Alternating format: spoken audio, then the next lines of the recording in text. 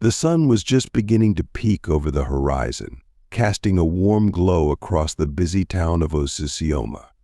It was in these early morning hours that Comfort would rise, her movements quiet and purposeful as she prepared for the day ahead. She moved about her modest dwelling, gathering the ingredients she had carefully selected and meticulously preparing them for the dishes that would soon be in high demand. Comfort was a woman of few words, her focus solely on her culinary craft. She had arrived in Osisioma some years ago, her grown children, Kalu and Amaka, in tow. Though they had questioned her decision to uproot their lives and settle in this unassuming town, Comfort remained tight-lipped about her motivations, offering only an enigmatic smile in response. It was not long after their arrival that Comfort had established her humble restaurant, a simple affair comprised of a tarpaulin-covered area and a smattering of mismatched chairs. To the casual observer, it would have appeared an unremarkable venture, but those who had tasted Comfort's cooking knew better. From the moment she began serving her first customers, word of Comfort's culinary talents spread like wildfire through the town. Her dishes were not merely food, they were works of art, each bite a symphonic explosion of flavors that danced across the palate. Whether it was a simple stew or an intricate rice dish, Comfort's meals were imbued with a certain magic, a quality that drew people in like moths to a flame. As the sun crept higher in the sky, the first of Comfort's loyal patrons would begin to trickle in, clutching their plates in anticipation. Some would arrive before dawn, eager to secure their place in line, while others would filter in throughout the morning hours. It was a familiar sight, one that had become ingrained in the fabric of Osisioma's daily life. By the time Comfort arrived, her dishes carefully prepared and piping hot, the tarpaulin-covered area would be brimming with eager customers. They would greet her with warm smiles and friendly banter, their excitement palpable as the tantalizing aromas wafted through the air. Comfort would wordlessly begin serving her creations, her movements fluid and efficient, a testament to years of practice. Each plate she filled was a masterpiece, the vibrant colors and tantalizing scents beckoning to be devoured. And devour them her customers did, their faces alight with unabashed delight with each savory bite. It was not uncommon for patrons to linger long after their plates had been licked clean, reluctant to leave the warmth and camaraderie that Comfort's little restaurant fostered. They would swap stories and gossip, their laughter mingling with the clatter of dishes and the sizzle of Comfort's pots and pans. Through it all, Comfort remained an enigmatic figure, her focus unwavering as she tended to her culinary domain. She would offer occasional smiles and nods to her customers, but seldom engaged in idle chatter. It was as if she existed in a world unto herself, a realm where only the flavors and aromas of her dishes held sway. As the day wore on and the last of her customers had been sated, Comfort would begin the process of meticulously cleaning and packing away her supplies. Her grown children, Kalu and Amaka, would often lend a hand, their movements practiced and efficient after years of assisting their mother. Though they had initially been skeptical of their mother's decision to open a restaurant in this unassuming town, Kalu and Amaka had come to appreciate the joy and sense of community it fostered. They took pride in their mother's talents, reveling in the praise and admiration that her dishes garnered. Yet, despite their close involvement in the day-to-day operations of the restaurant, there remained an air of mystery surrounding their mother. She seldom spoke of her past or her reasons for settling in Osisioma, and any attempts to pry were met with a polite but firm refusal to elaborate. They don't even as much know who their father is, and have never set their eyes on him before. Kalu and Amaka had learned early on not to press their mother on such matters, respecting her desire for privacy. Still, they could not help but wonder about the forces that had shaped her life, the experiences that had molded her into the remarkable woman they knew. As the years passed, Comfort's reputation only grew, her dishes becoming the stuff of legend in Osisioma and beyond. People would travel from near and far, drawn by the promise of culinary transcendence that her meals offered. Through it all, Comfort remained steadfast in her routine, her dedication to her craft unwavering. Each day she would rise before dawn, meticulously preparing her ingredients and dishes, pouring her heart and soul into every aspect of the process. To her loyal customers, Comfort was more than just a talented cook. She was a purveyor of joy, a master of her craft who could transport them to realms of flavor they had never before experienced. Her restaurant became a gathering place, a sanctuary where the stresses and worries of the outside world melted away in the face of her sumptuous creations. And so the years passed, each one bringing new patrons and new stories to be shared over plates of Comfort's delectable fare. Through it all, the enigmatic woman remained a constant, her presence a soothing balm in the ever-changing tides of life. It was not until that fateful day, when Comfort breathed her last, that the true depths of her mystery began to unfold. For Kalu and Amaka, their mother's passing was a devastating blow, one that left them adrift and grappling with a profound sense of loss. As they began to make arrangements for her burial, in accordance with African tradition, they were forced to confront the glaring gaps in their knowledge of their mother's past. They knew little of her origins or her family, and the realization that they had never truly known the woman who had raised them was a bitter pill to swallow. With heavy hearts, they set out to unravel the tangled threads of their mother's life, determined to honor her memory by laying her to rest in the proper manner. Little did they know, the journey ahead would lead them down a path of unimaginable mystery and revelation, one that would forever alter their perception of the woman they had called mother. As they delved deeper into Comfort's past, each new discovery seemed to raise more questions than it answered. The woman they had known, the talented chef and purveyor of joy, appeared to be shrouded in layers of secrecy and enigma. Yet, through it all, one thing remained constant: the indelible mark she had left on the town of Osisioma and the countless lives she had touched with her culinary magic. For those who had been fortunate enough to experience her dishes, Comfort would forever be remembered as a master of her craft, a woman whose talents transcended the mere act of cooking and ventured into the realm of the sublime. As Kalu and Amaka prepared to embark on the journey that would ultimately lead them to the truth about their mother's origins, they carried with them the memories of her unwavering dedication, her quiet strength, and the indelible legacy she had left behind. Though the road ahead was shrouded in uncertainty, one thing was clear: the woman they had called mother was unlike any other, and her impact on their lives, and the lives of countless others, would forever be felt.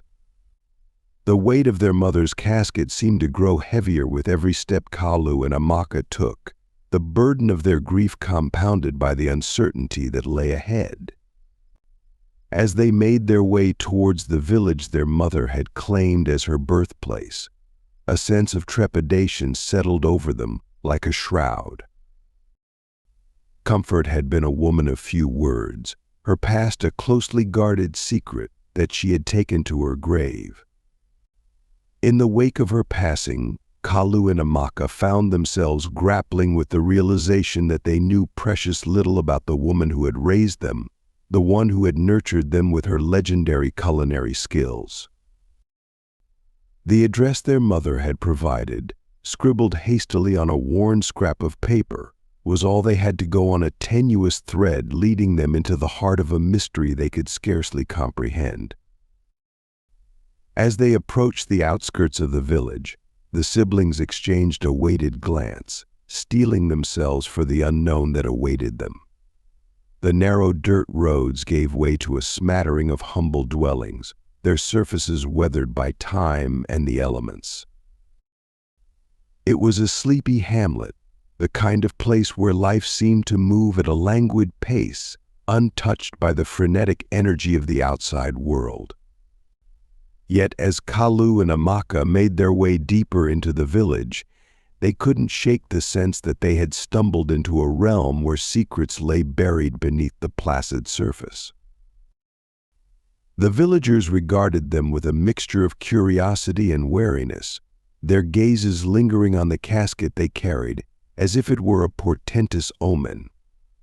Kalu and Amaka could feel the weight of their scrutiny, the unspoken questions hanging in the air like a palpable presence. Finally, they reached the compound their mother had specified, a modest collection of buildings nestled amidst a grove of towering trees. It was here that they were met with the first inklings of the unfathomable truth that awaited them. As they approached the entrance, a wizened figure emerged from one of the dwellings, his lined face etched with the wisdom of countless years. He regarded them with a furrowed brow, his gaze flickering between the siblings and the casket they carried. "Who are you?" he rasped, his voice rough with age. "And why have you brought a casket to these grounds?" Kalu stepped forward, his throat tightening as he struggled to find the words. "We are the children of comfort," he began, the name feeling foreign on his tongue. "Our mother, she died, and we have come to lay her to rest in her homeland, as per tradition." A flicker of recognition passed across the old man's weathered features, quickly replaced by a look of bewilderment. "Comfort," he echoed, shaking his head slowly. "But that cannot be. Comfort died many years ago, when she was but a young maiden." The words hung in the air like a physical presence, their weight nearly staggering. Kalu and Amaka exchanged a bewildered glance, their minds reeling as they struggled to make sense of the old man's assertion. "That cannot be," Amaka protested, her voice trembling. "Our mother lived a full life, raised us to adulthood. She cannot have died as a young woman." The old man regarded them with a mixture of pity and confusion, his gaze drifting to the casket once more. "Come," he said at last, gesturing for them to follow. "There is something you must see." With trepidation coiling in their bellies, Kalu and Amaka fell into step behind the old man, the casket a solemn reminder of the mystery they had unwittingly stumbled upon. They wound their way through the compound, past weather-beaten structures and overgrown gardens, until at last they came upon a small clearing. It was here that the old man came to a halt, his gnarled hand gesturing towards a simple grave marker nestled beneath the boughs of a towering tree. "Look," he said, his voice hushed with reverence. "This is the final resting place of Comfort, the young woman who was born and raised in this village. She died many seasons ago, before she had taken a husband or born children." Kalu and Amaka stared at the grave marker, their minds spinning as they struggled to reconcile the old man's words with the vivid memories they held of their mother. The dates etched into the weathered stone confirmed the old man's assertion their mother had died over 2 decades ago, long before they had been born. A heavy silence settled over the clearing, punctuated only by the gentle rustle of leaves in the breeze. It was Amaka who finally found her voice, her words trembling with a mixture of fear and bewilderment.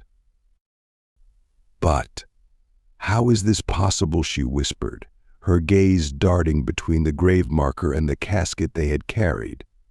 "We knew our mother, lived with her for years. She cannot have died before we were born." The old man regarded her with a solemn expression, his eyes haunted by a knowledge that stretched beyond the realms of mortal understanding. "I cannot explain the mystery that stands before us," he said, his voice low and grave. "But I can tell you this: the woman you knew as your mother, the one whose body lies in that casket, is not the Comfort who was born and raised in this village."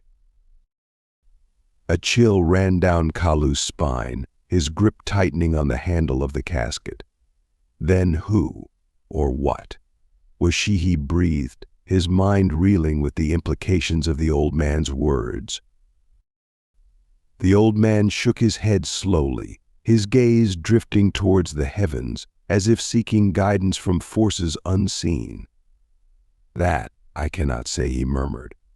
"But I sense that a truth far greater than any of us can comprehend lies at the heart of this enigma."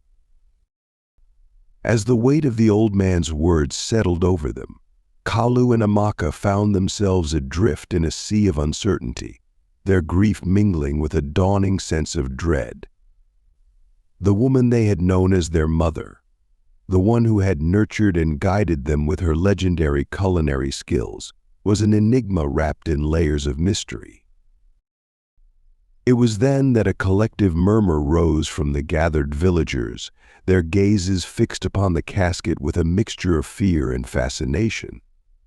Kalu and Amaka turned, their eyes widening as they realized the source of the commotion. The casket lid had been jarred loose, no doubt due to the rigors of their journey, and from within, a sight greeted them that sent icy tendrils of fear lancing through their veins. The casket was empty. A hush fell over the clearing, the silence deafening in its weight. Kalu and Amaka stared into the empty confines of the casket, their minds reeling as the impossible truth dawned upon them. The woman they had known as their mother, the one who had raised them with such love and devotion, the purveyor of culinary magic that had enchanted an entire town, she had never been flesh and blood at all. A ghostly presence, a specter that had defied the boundaries of life and death, had walked among them, weaving a tapestry of mystery and wonder that had captivated all who had crossed her path. As the realization took hold, a wave of emotions crashed over Kalu and Amaka: fear, confusion, and a profound sense of loss that threatened to consume them. They had been raised by a spirit, a being whose true nature remained a mystery, even in the wake of her passing. The villagers, too, were gripped by a palpable sense of dread, their faces etched with the knowledge that they had borne witness to something that defied the natural order of the world. Whispers rippled through the gathered crowd, speculations and theories swirling like leaves caught in a tempest. In the midst of the chaos, the old man alone remained a pillar of calm, his weathered features betraying a wisdom that stretched beyond the mortal realm. He regarded Kalu and Amaka with a solemn expression, his eyes holding a depth of understanding that seemed to transcend the boundaries of human experience. "The truth you have uncovered is one that will shake the foundations of all you have known," he intoned, his voice carrying a weight that belied his aged frame. "But do not despair, for even in the face of the impossible, there is a greater purpose at work." Kalu and Amaka clung to the old man's words, their minds whirling as they struggled to make sense of the unfathomable truth that had been laid bare before them.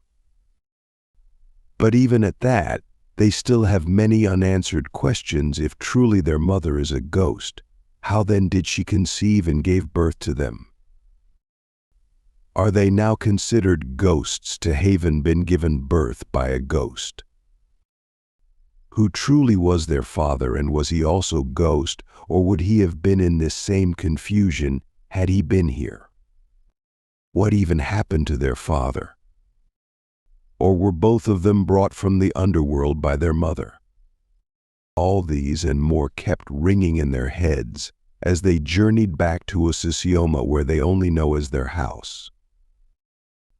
The haunting truth was laid bare, and the children were left to grapple with the unsettling fact that their mother, the woman who had raised them and provided for them with her delicious meals, was never truly alive, but a supernatural entity that had defied the boundaries of life and death.